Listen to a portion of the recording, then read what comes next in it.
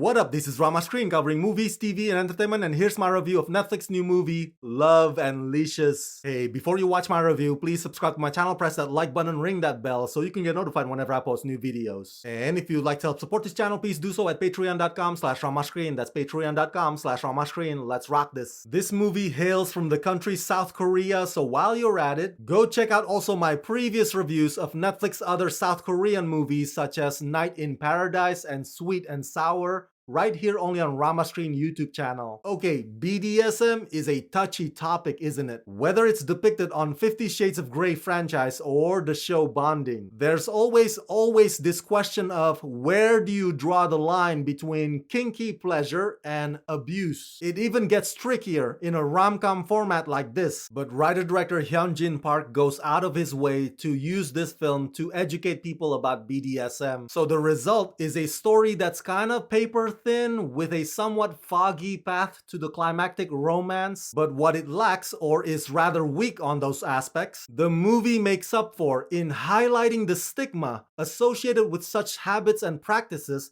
that society and culture deem uncouth. Written and directed by Hyun-Jin Park, in Love and Leashes, do you think there's a relationship that's perfectly equal? A relationship always somehow tilts to one side.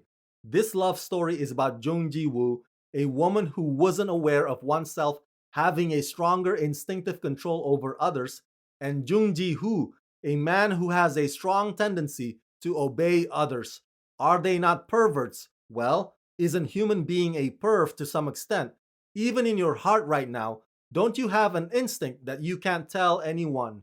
Starring Seo-yoon and Lee Joon-Young. The chemistry between the two lead actors is fantastic, and the fact that their characters' names kinda sound alike plays into some of this film's several moments of comedy. Now, the narrative can get a little preachy at times because the over-explanations take front and center. My favorite parts, of course, are the montages in which Ji-woo applies what she learns on Ji-hoo. As he frequently calls her master, she goes through this process of what to do and what not to do as a master. Both actors are extremely committed in every sense of the word. I mean, some of these scenes look painful and dangerous. Like perhaps those scenes should have come with a disclaimer that says, "Kids, don't try this at home." So it goes without saying that this film is not for the faint of heart. Now, to my point earlier about the society and the work culture, the one term that keeps getting repeated over and over again is perverts. It's a label of shame that they keep throwing at you because your sexual life makes them feel uncomfortable. So credit where credit is due, this movie calls that out, and it doesn't shy away or beat around the bush about it. So that's the most important theme above all else about Love and Leashes. And hopefully it gets across to audiences who are willing to experience some degree of paradigm shift. It doesn't have to be drastic or radical or full embrace. It could be just baby steps towards the right direction of mindset. So yeah, I do like Love and Leashes. It's a movie that's not for everybody, but it totally should be.